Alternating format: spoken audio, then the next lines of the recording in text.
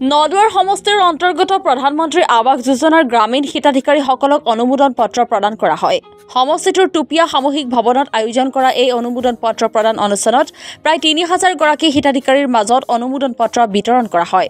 ইয়াৰ মাজৰে ৫ গৰাকী PMAY হিতাধিকাৰীক আনুষ্ঠানিকভাৱে অনুমোদন পত্ৰ প্ৰদান কৰে নদুৱাৰ সমষ্টিৰ বিধায়ক পদ্ম হাজৰিকাই।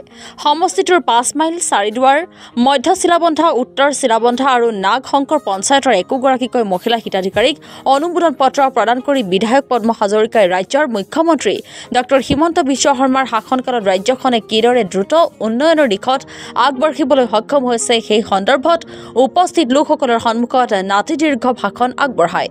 ইফালে অনুমোদন পত্ৰ প্ৰদান অনুষ্ঠানৰ পূৰ্বে কেইবা সহস্ৰাধিক লোকে মুখ্যমন্ত্ৰীৰ ভাৰ্চুৱেল ভাষণ শুনি আপ্লুত হৈ পৰে। ইয়াৰ পিছতে আপোনালোকে এখন ভাল পঞ্চায়ত স্থানীয় চৰকাৰ পাবলৈ সক্ষম হ'ব।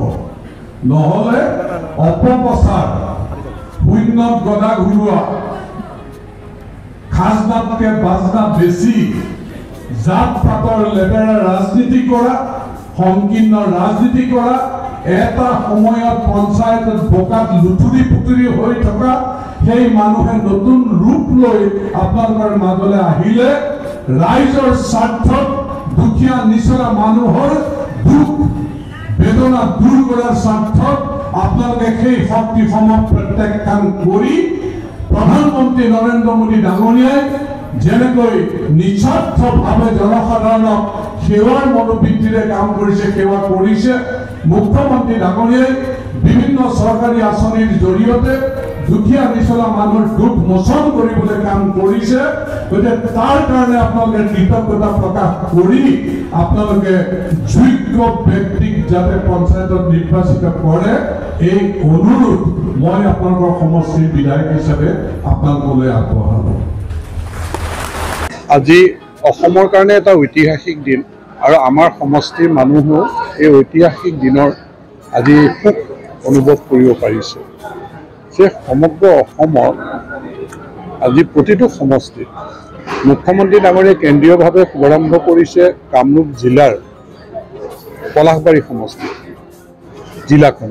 আৰু আমি প্ৰত্যেক বিধায়কে নিজৰ নিজৰ সমষ্টিত আমি এই অনুষ্ঠানটো উন্মোচন কৰিছোঁ বা অনুমোদন পত্ৰ আমি বিতৰণ কৰিছোঁ। গতিকে ইয়াত আচলতে ভাষাৰে বৰ্ণাব নোৱাৰি হিতাধিকাৰীসকলে কিমান সুখ অনুভৱ কৰিছে।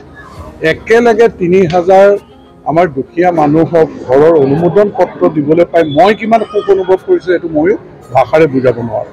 আৰু মুখ্যমন্ত্ৰী ডাঙৰীয়াৰ বক্তব্যত আজি যেনেকৈ ৩,৮৮,০০০ মানুহৰ একেলগে দিবলৈ সক্ষম হ'ল আৰু ঠিক তেনেকৈ আগন্তুক বৰ্ষটি ২৫ আৰু ২৬ তাৰমানে এপ্ৰিল মাহৰ পৰা আৰম্ভ হোৱা বৰ্ষটিত ছেপ্টেম্বৰ মাহত আকৌ ৩,৮৮,০০০ ঘৰ দিয়াৰ যিটো ঘোষণা কৰিছে আৰু তাৰ চিলেকশ্যনৰ কাম যে জিঅ'টেকৰ জৰিয়তে যিখিনি মানুহ এতিয়াও বাদ পৰি আছে তেওঁলোকক এই অন্তৰ্ভুক্ত কৰিবৰ কাৰণে লিষ্টৰ এই কামো আৰম্ভ কৰিছে। তাৰমানে ৩,৮৮,০০০ আকৌ ছেপ্টেম্বৰত পাব।